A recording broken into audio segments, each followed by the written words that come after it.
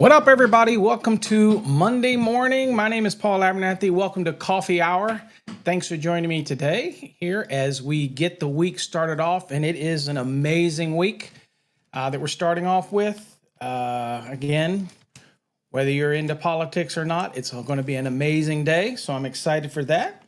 And yeah, just welcome to spend your day with me or your morning with me here on Coffee Hour. So today's topic, we're going to be talking about the second part. We'll be going over grounding electrode conductor installation. And of course, it's a topic that can be typically dry for many people. So if you have any questions on it, feel free. Now, I'll also have to pause in about 10 minutes in order to make another connection that I have to do. So again, bear with me. It's only going to be an issue. And so we're going to change the time for Coffee Hour on Mondays. So look for that in the future. But every other day it stays the same. Because of an engagement that I have to do on Mondays. So anyway, we have to overcome and adapt. But thanks again for joining me here on Coffee Hour from wherever platform you happen to be watching on or listening on. We appreciate you joining me here and taking part in these morning activities. All right, so today we're going to be talking about the connection to the grounding electrode conductors to where we have multiple separate enclosures. That's what the topic today is going to be. And of course, I'll entertain, again, any questions that are involved in that. First of all, like always, I want you to say where you're from and let me know whether you're a fast track student or not and what's your name and where you're from and all that kind of good stuff so we can share it on the screen. Paul, good morning. Thanks for joining me. Houston, 28 degrees, chilly, chilly. It's a little colder than that here. It's like 21 here, or 19. It's going down to 8 tonight. Not happy about that, but it is what it is. We got Red Dog. Good morning, Red. Out in California. TJI. Good morning, sir. Yep. Southern Alabama. There you go. Thanks for joining me today. And then we got a question right off the bat. Charlie didn't waste any time at all throwing a question out there. He says, good morning. Quick off the topic question. Can I paint a meter? That's something you need to check with your utility. I can't think of a reason why you can't unless it can hinder the opening of it, if it is a powder coated or something like that. But it's really outside of the scope of the NEC. You know, we all tell people all the time, you can do what you want to do. But I would check with utilities since chances are they own the meter. And so just see if they have any problem with it. But I've seen my share of painted meters. And again, as long as it doesn't affect its operation, doesn't break the seal, being able to get into it.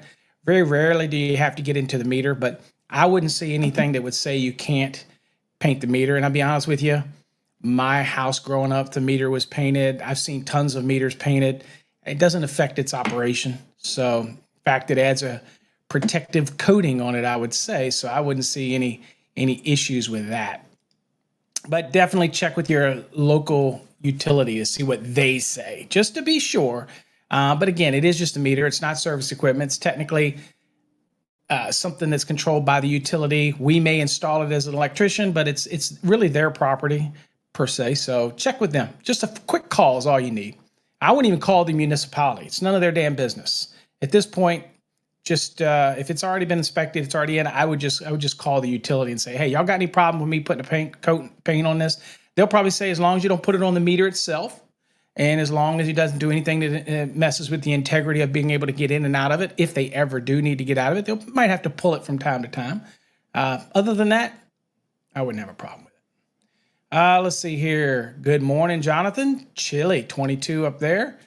David, Florida. It's probably pretty decent in Florida. Probably not too awful cold in Florida. What's up, Eric? Thanks for joining me, Eric, on a Monday morning. Everybody's up early. Y'all know what day it is. What day is it? What day is it? I know I'm going to hate some people are going to click off for this, but you ready? What day is it? It's Trump Day. That's right. It's Trump Day. I know some of you don't like that, but I don't give a shit. How you going? Charlie, there you go. And Long Island, 19 degrees. Ooh, that's chilly. That is chilly willy. Okay, it's just like what we got here. Yep, Jonathan says, as long as it's no lead paint, well, pretty much synonymous now. We really don't use anything. We shouldn't be using anything with lead base. It should be like a latex or oil based or something like that. But yeah, shouldn't be no lead anywhere. I hope not. Red House, good morning. Arizona, Navajo Nation. Great to have you here. All right. I don't know why I'm pixeling out this morning already. I guess because I didn't open up my thing and check my settings. I don't care. We're going to let it roll today and just deal with it, whether I pixel out or not. Who cares? All right. All right. Hopefully you've got your coffee. I've got my coffee. These are one of our mugs that are available over on our website. If you care to show patronage over there, there you go. Got a Donut House blend today. That's what I'm going down with. And make sure I got the right glasses on today so I can see what the hell I'm doing. All right. Okay. So good morning. Frank's in the house. Good morning, Frank. Thanks for joining us again, as always. Alex, out of nothing. Good morning. 5 below in Wisconsin. Hold on. I got stuff for that. Hold on. Ain't no damn way I'm going anywhere that can get 5 below. I don't care. I ain't going nowhere near there. What's up, Wyoming? Manny? It's probably pretty chilly in Wyoming too, I would imagine. But thanks for joining me this morning. Okay. So prior to this, we have talked about the grounding electrode conductors. We've talked about in part 1, we talked about how to protect them against physical damage, when they're protected against physical damage, when they're like 8 and smaller, that type of thing. For grounding electrode conductors, we've done all that. It's no damn way, Manny. Are you serious? Minus 11? Dude, you got to move. I get it, but you got to move, bro. I feel for you. You got to get out of that place. How could anybody be doing any damn electrical work in minus 11 degrees?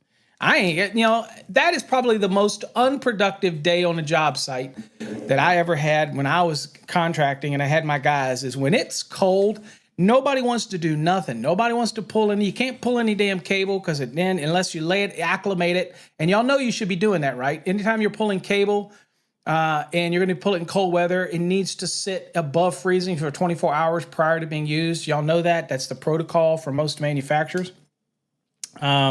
So that it doesn't crack, right? Nylon's going to crack at minus 4. Minus 10, you start seeing problems with PVC. Thermoset, you can get down lower than that. But again, for installations, all those type of things, nobody wants. And of course, I crack at minus 10 degrees. Dude, I couldn't do it. You're a better man than me, Manny. Stay in the bed, get warm, wait until the heat comes up. Take a cold day. It's okay. Tell whoever it is, tell them I gave you permission to take a cold day. Okay. All right. So anywho, welcome here again. I appreciate all of you. I always appreciate you. Hopefully you all know that. And it's these coffee hours are never about me. Be honest with you, anything I've ever done when I do education and training, it's never about me. It's about trying to put education out there, whether you agree, disagree, at least I'm putting it out there. And that's the goal, is to help you learn and that type of thing. Okay, and like you say, if people that don't understand that don't get it. For example, I was doing podcasts yesterday. I was doing an Instagram, and guess who calls me on the phone? Mike Holt. So again, we communicate things like that. So again, he had a question about wire bending from a manufacturer's perspective, and he wanted my opinion on it, and I gave it. And I would most certainly do the same for him or anybody else, Ryan, any of us. So all of us, again, the myth that all of us don't get along, it's not so true. Educators are educators. We all have the same goal, and we want to teach people, and that's all we have. It's never about us. Nobody cares what Mike says or I say or whatever. It's what you feel, and we just help you get there. That's all. That's all it is. All right. Okay. Let's get to today's thing. Let's see if I'm sharing the right thing. Let me make sure I'm sharing the right thing here first before I go there. Okay. So what we're going to be looking at today is 250.64D1. We're going to be looking at D1, D2, and D3. Oh, D3 right here. Okay. Briefly, just quickly, 30,000 foot view. Any questions you want to ask on them, feel free to ask. But we're going to be looking at those at a real high level view. Okay. So the first one we're looking at is the one where you have common grounding electroconductors. So first, let's set the stage, what we're talking about. And I think I have an illustration that I can just kind of set the tone. It's this right here. So this right here, CT, right? And these conductors, and these are your two service disconnects, although this could apply to feeders as well. But what you have is, let me scroll down right here. This right here is the common grounding electroconductor. This is a very common scheme that we have, where you have multiples up to 6 grouped at one location, each separate enclosure, and it drops down and hits what we call a common grounding electrode conductor right here.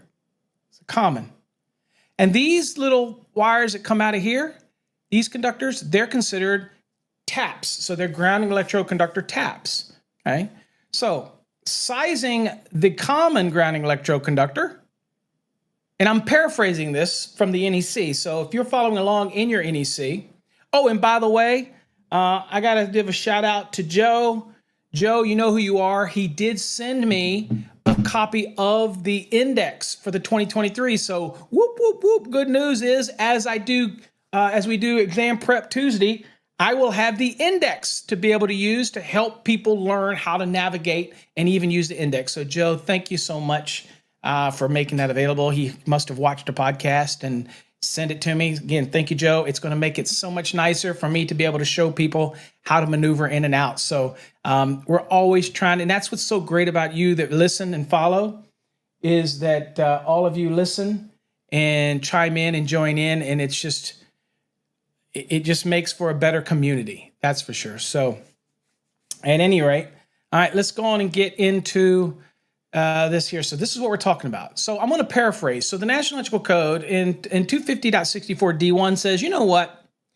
If you're going to size this common right here, this common grounding electroconductor, and it's going to whatever electrode it is, to size it, it's based on the summation of the conductors that are on the supply side of the service disconnect, that are whatever feeding the disconnects, or on the supply side of the feeder.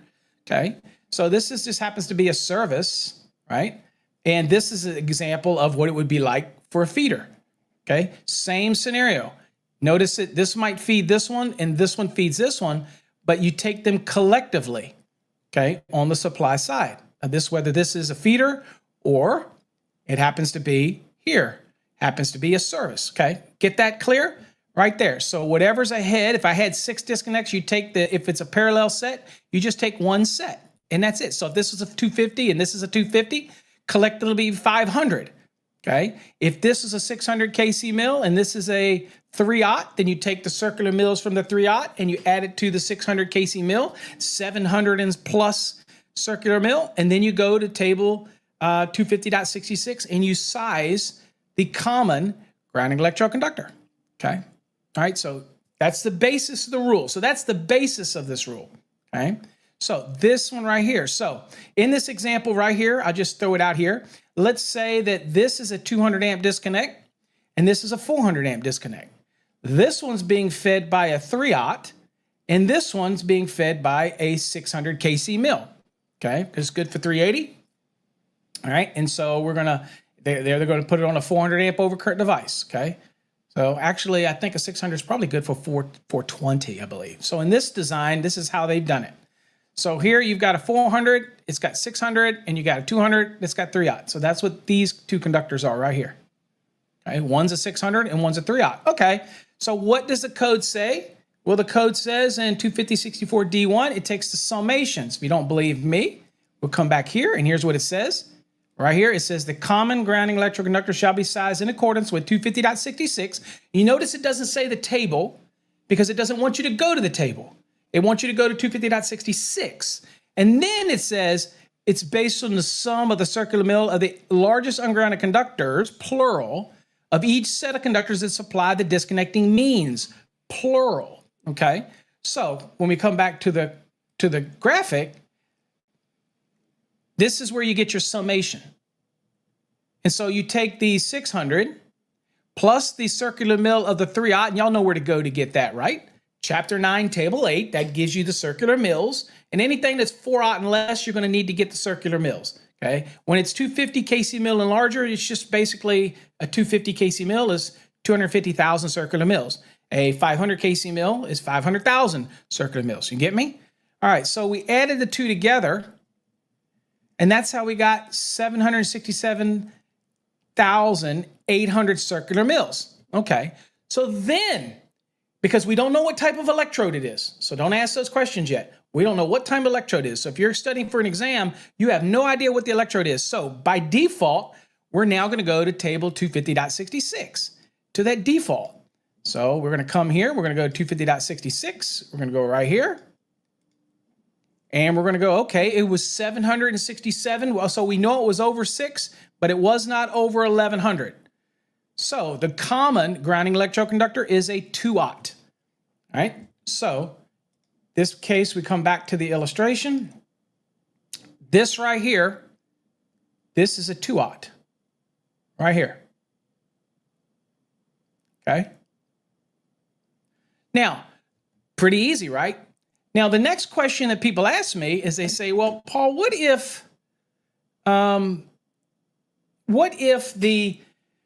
what if you're using ground rods, pipes or plates, or U for ground, concrete encased electrode, or a ground ring?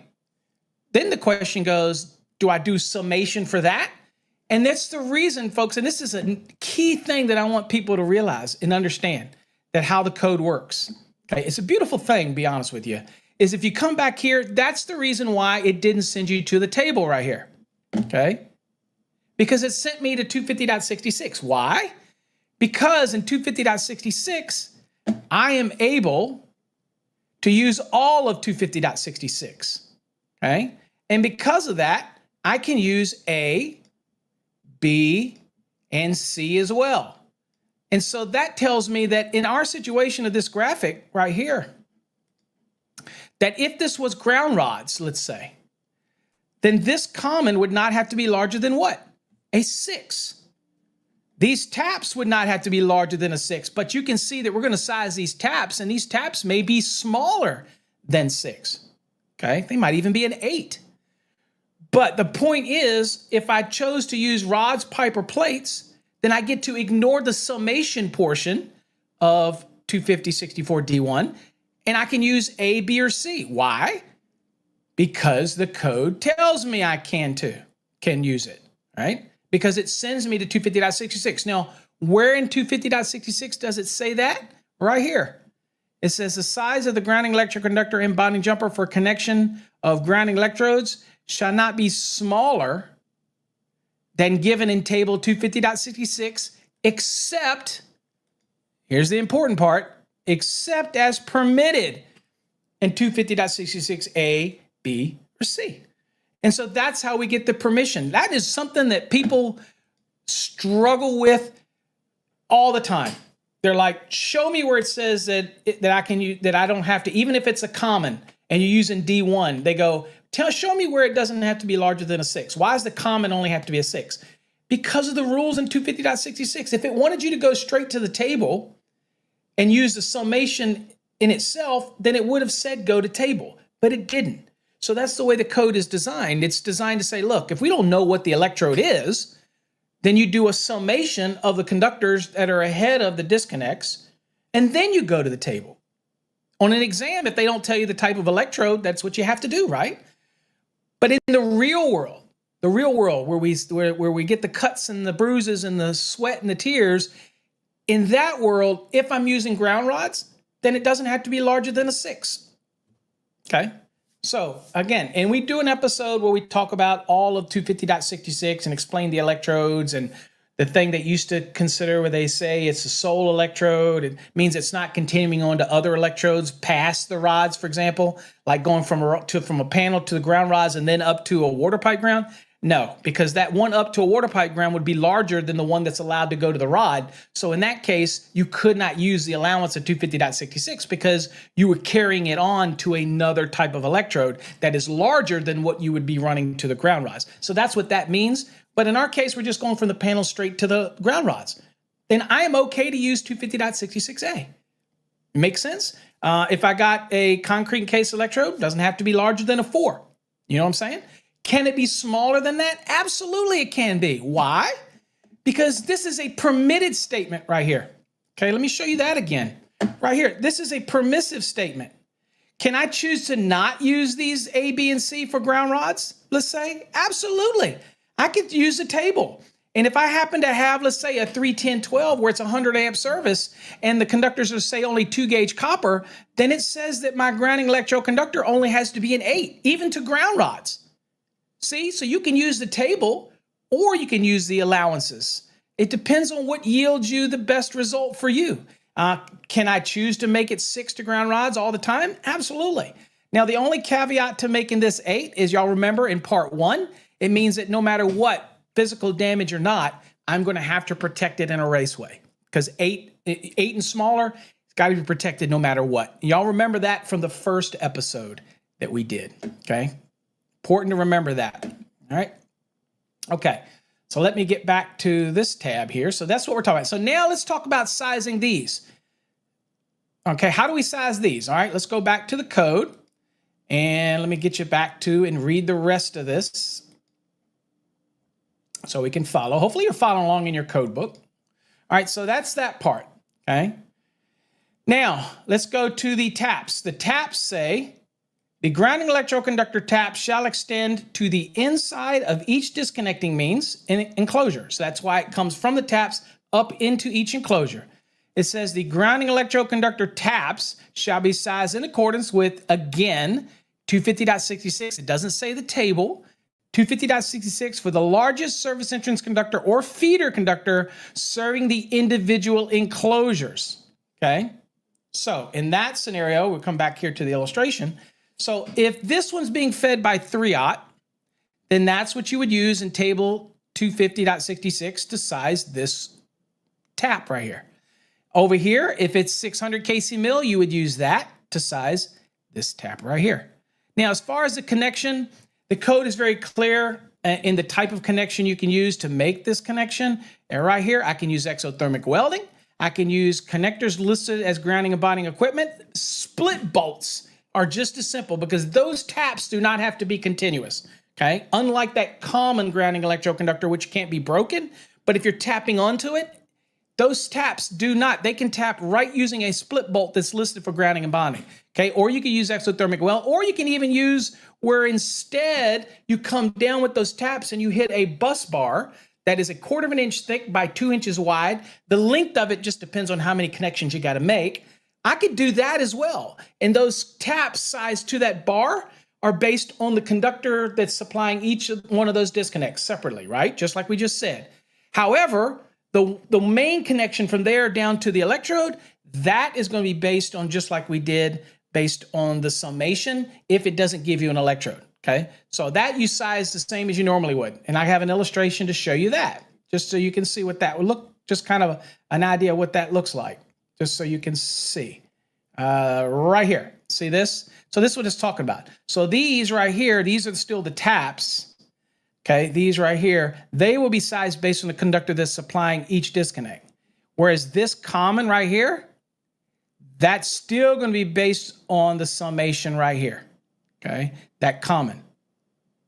Now, if it's ground rods, okay, then again, it kind of means that nothing here really needs to be larger than a 6. So these taps could be smaller than a 6, okay? But it's a ground rod, okay? So that's the kind of scenario that we're dealing with, okay?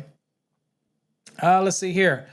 Miles says, morning, Paul. Good morning, sir. Says, I passed my master's exam on the first attempt Friday. I couldn't have done it without your teaching and the fast track program. Dude, I am, hold on, where is that? there you go.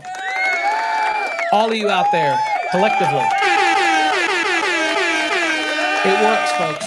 It works, and it's nothing special. I tell people all the time, there's nothing special about our programs. What it does is that it systematically tries to train you. Everybody can teach code. There's tons of people that offer code courses, but our program tries to do it in a way that makes you read it, then you go to the code, go back, and everybody, be honest with you, it's not a secret. Everybody should design their prep programs just like that. That's exactly how they should design it, because that makes you go from the code, from the lesson, into the code, back into the lesson, back and forth, back and forth. You can't help but get better. It's just by osmosis you'll get better. So again, congratulations, Miles. I know you're going to do great things, and never stop learning. And the fact of the matter is, you got your master's, And you're still here today. A lot of people get their license and they go, I'm done. I don't need anything else. Dude, you're here. You know why? Because you care and you want to continually learn. That says volumes about people right there. Okay. All right. So that's how we size that. Okay. So pretty straightforward, right? That's how we do. Let me get back here. So that's how we do D1. Pretty straightforward, right? Okay. Let's go on to D2. So here's D2. So D2 is pretty straightforward too, because what that is saying, you know what? I want to run individually, right? I want to run individually to each one of my electrodes. I don't want to do it in a tap format. Okay. I want to run separately to each one. Okay. Well, I've got an illustration. Obviously, that should be pretty no-brainer, but let's go on and share this illustration right here.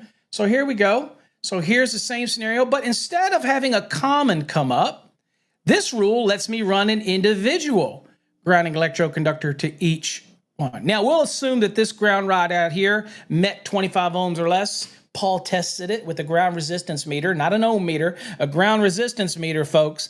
And it said, hey, 22 ohms, boom. Okay, I only had to put one in. So there you go. So that's a ground rod, okay? Now, these individuals are based on the size of the conductor that's supplying the enclosure, whether it's a feeder or whether it's a service. So whatever is supplying it. So not the summation.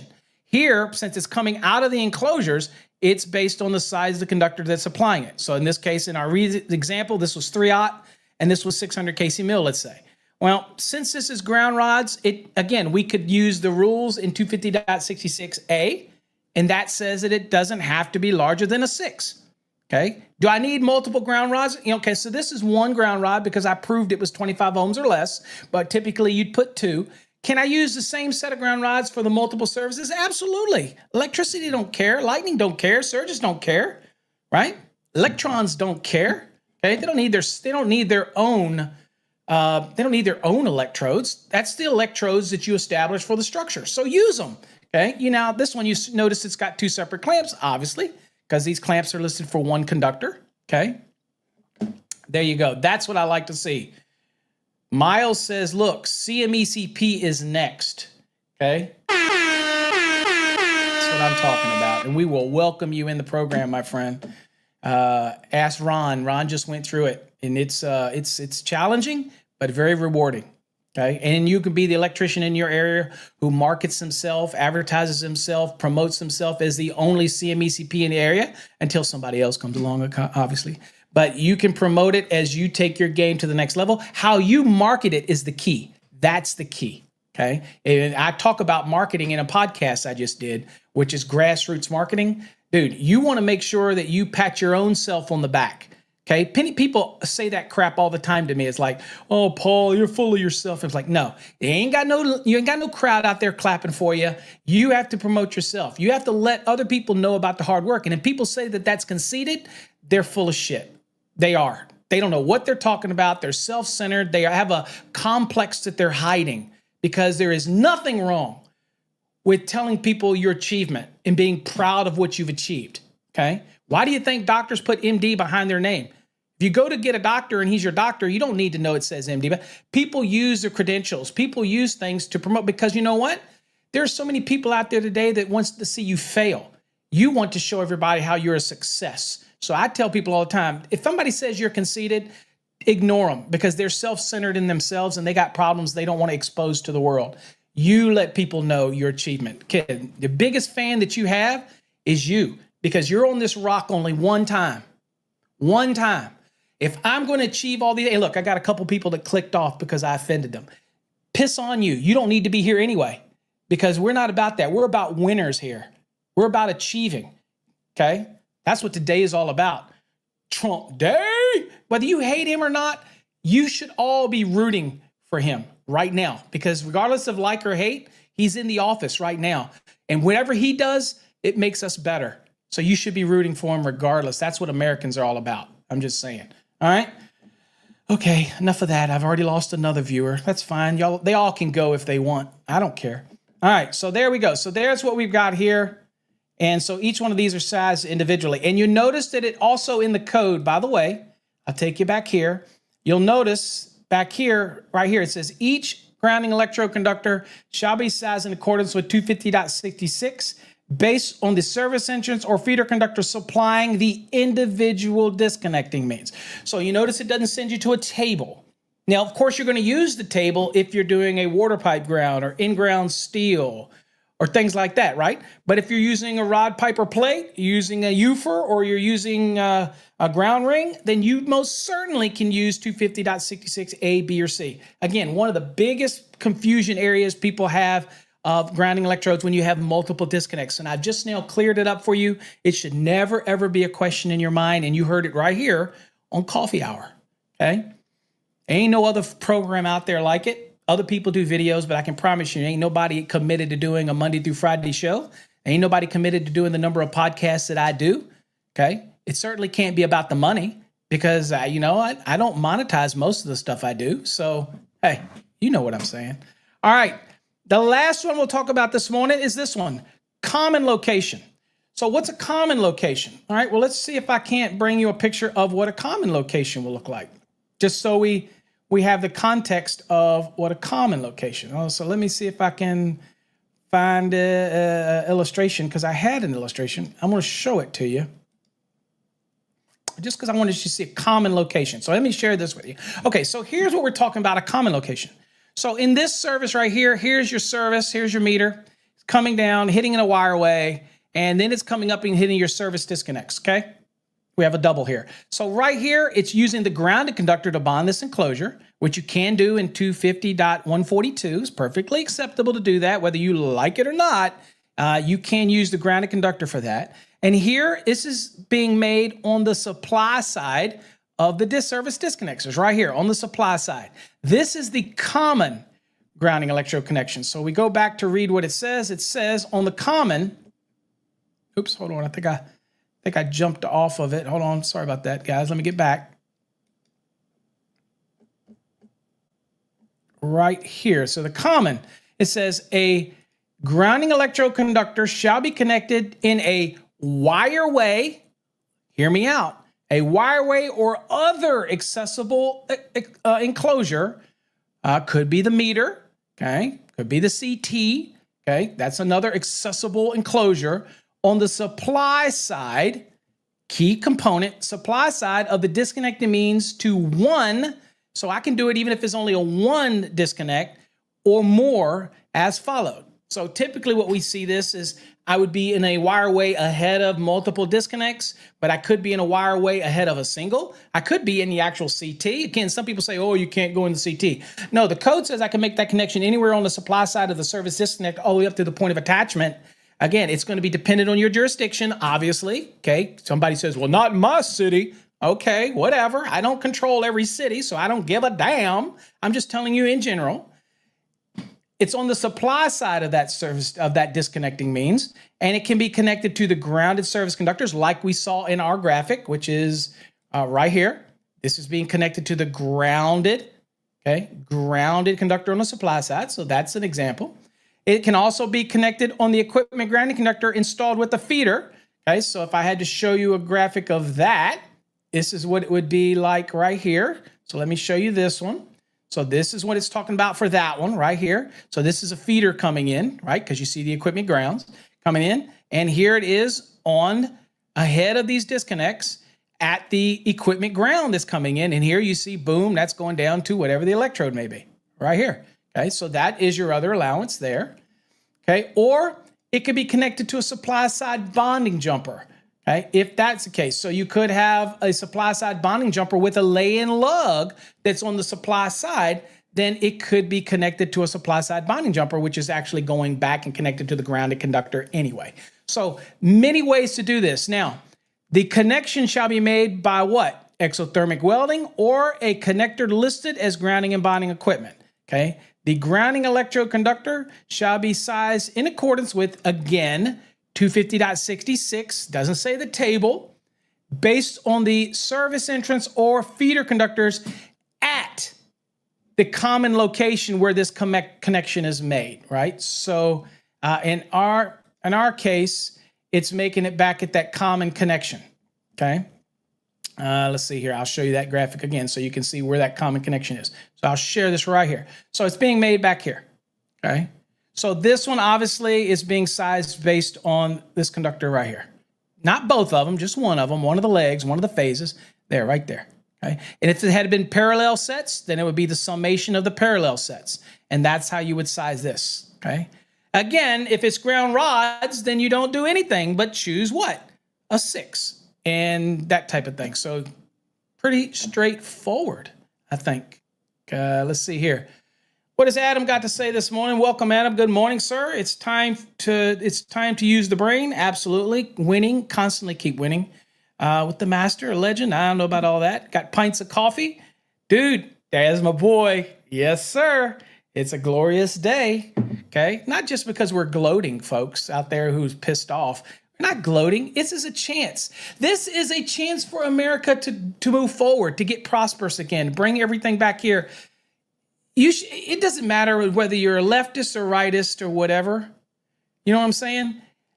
The reality is we should all now be working together to we all live here. If you don't like it, the movie stars that say they don't like it, you can move. God, the freedom is you can go back and forth across that border if you want. Better do it now because it's a free border until about a couple hours from now, then we're going to close it down. All right, there you go. So let's see here. Yeah, Adam's telling my company about me here in about Portland, Oregon. Okay, thank you. I appreciate you. I appreciate everybody that shares about our courses, about our programs, about our podcasts. Hopefully, you've got our free mobile app. It's awesome. There you go. So Al's going to drop a sub. Appreciate it, Al. Appreciate you joining me. Okay. Let me get back here. So there you go. So that was pretty straightforward. I mean, look, it wasn't complicated to be able to show you all the options on where you can actually get your grounding electroconductor and how you can get to those electrodes. Now, in part 1, we covered the different rules for it and the sizing and aluminum with terminations with the 18 inches of the earth. And we covered all. So make sure you go watch part 1 if you haven't watched it. Part 2, we just show you how to get that GEC down to the electrodes where you have multiple disconnects and you got multiple options, okay? So the last thing that I will talk about is en route, okay? So en route to get to those electrodes. One of the things I want to talk about is when you're installing those electrodes, and I want to talk about let's see here. I want to talk about this one here, E. And I want to end on this one for today. We're talking about putting grounding electroconductors in raceways, inside of cable armor. Okay, we already talked about how we do it. Now we're talking about when we're installing it, are we putting it in raceways, cable armor, enclosures, which means if it passes through a wireway, it's in an enclosure that the grounding electroconductor runs through. So we've got some general rules that we need to be aware of, okay? And we want to make sure that we cover those general rules, okay? So let's see here if we can, see if I can go back to get to where I've got some, let's see if I can get back to where I can got some lessons for you. Bear with me. Okay, yeah. Okay, I'm back here. All right. Oops.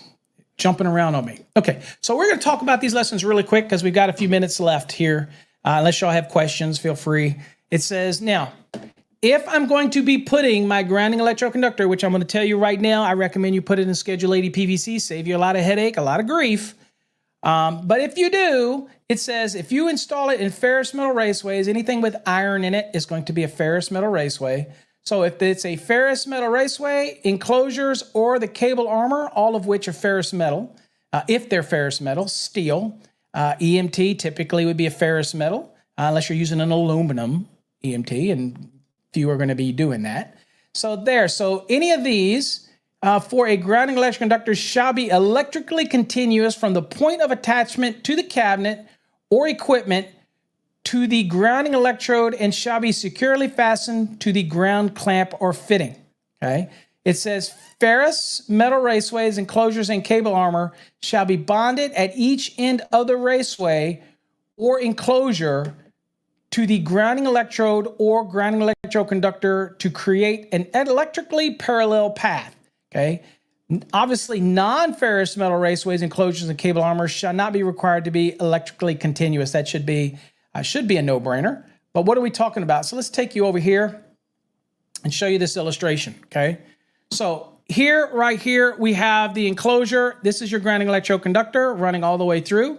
And we're just showing, this is in our program, we're just showing you a summation here, an example of all, and I'm see if I can get it in here good, all of the requirements. Okay, so in this situation right here, this end of the actual raceway right here, people say, well, wait a minute, aren't you supposed to connect this? It says connect this grounding electrode conductor at both ends. It is by virtue of right here, because this connection here connects through this jumper right here over to this enclosure.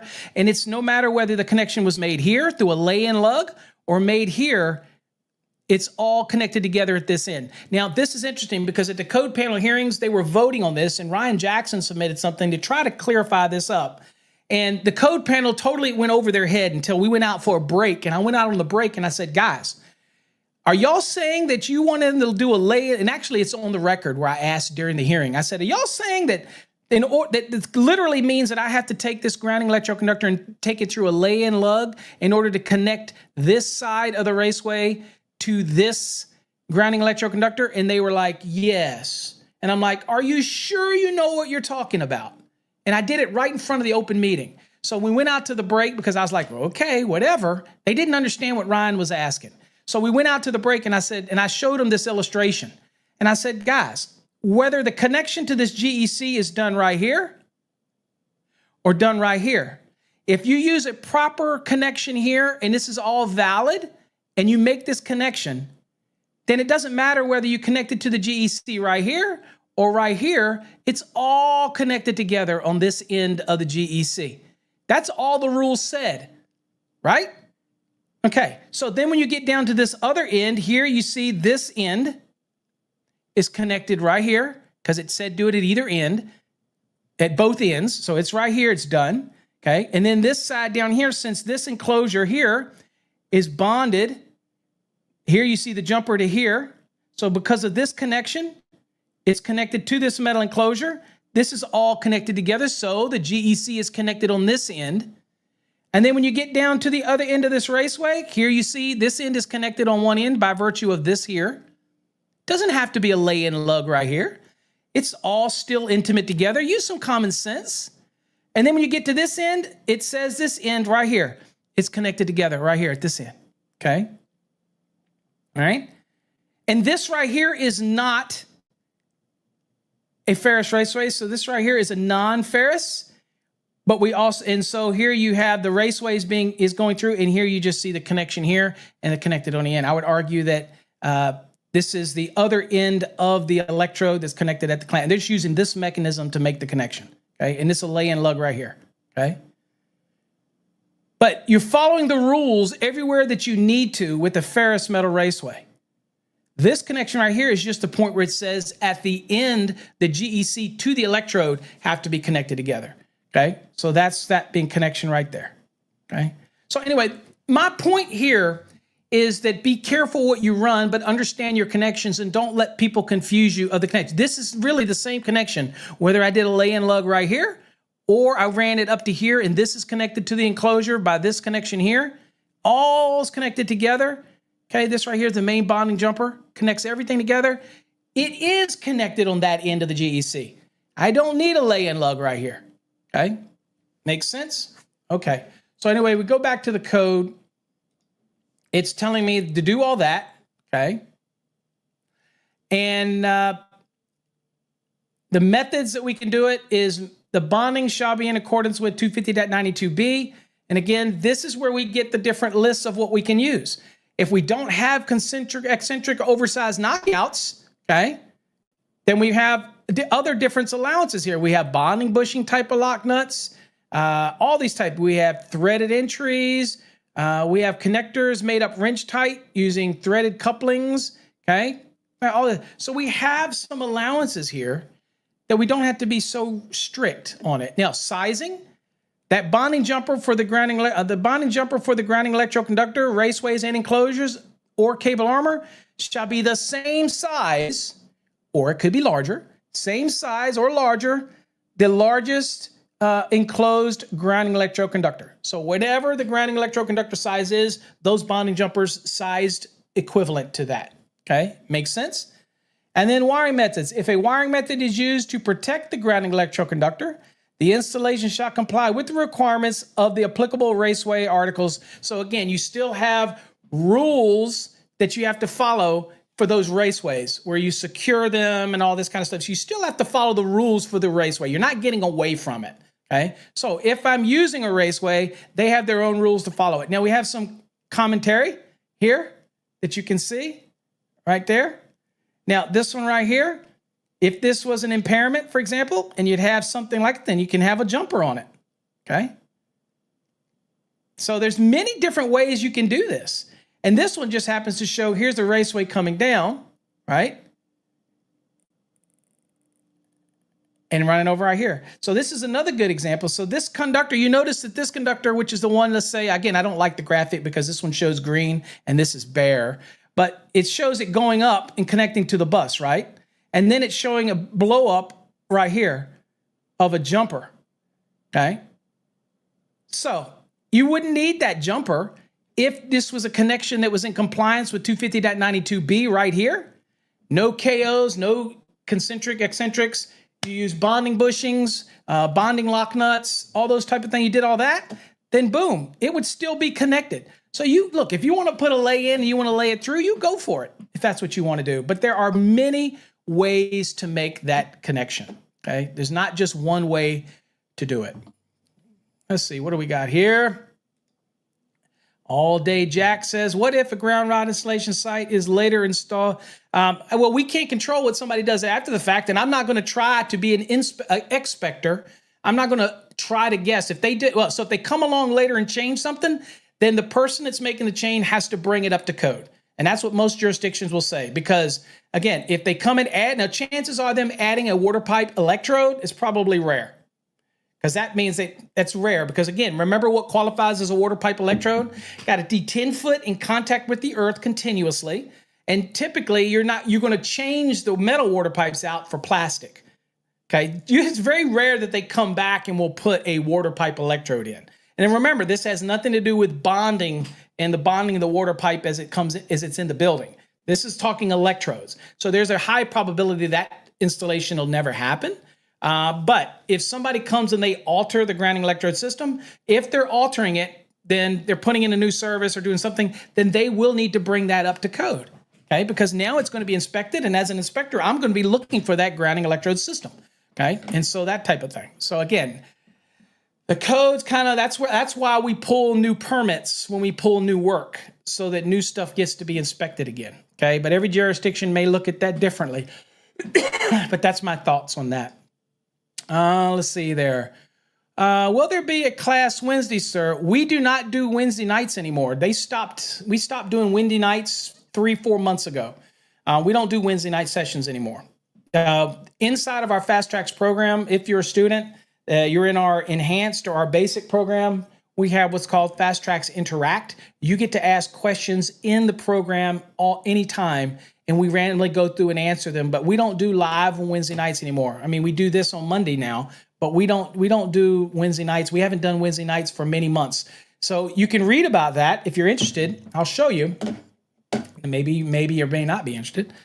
This has been posted on our website for many, many months now. I'll send you over there real quick just so you can look. So this is our website.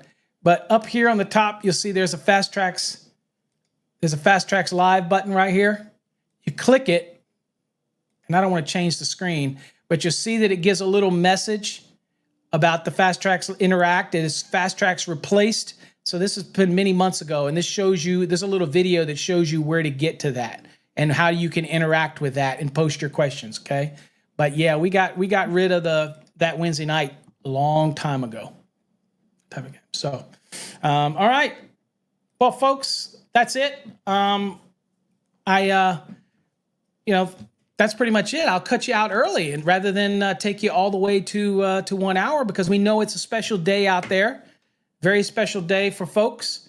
So check it out and make sure you enjoy the day. For those that enjoy the day, and everybody that wants to be optimistic, the future is upon us, and let's make it great for everybody. Okay. So anyway, take care, folks. I'm going to cut you out early today because I'm excited about what's happening and taking place today. I'm a big supporter. So we're going to cut you out early. We had 10 minutes to spare. Hey, this is my gift to you on Monday. I'm letting you out of class early. All right. Tomorrow, what are we doing tomorrow? Tuesday exam prep. We're going to bring some questions and dissect some code and bring your code books. And we're going to have a cool Tuesday. So join me tomorrow morning, 8 a.m. Eastern Time. Take care, folks. God bless.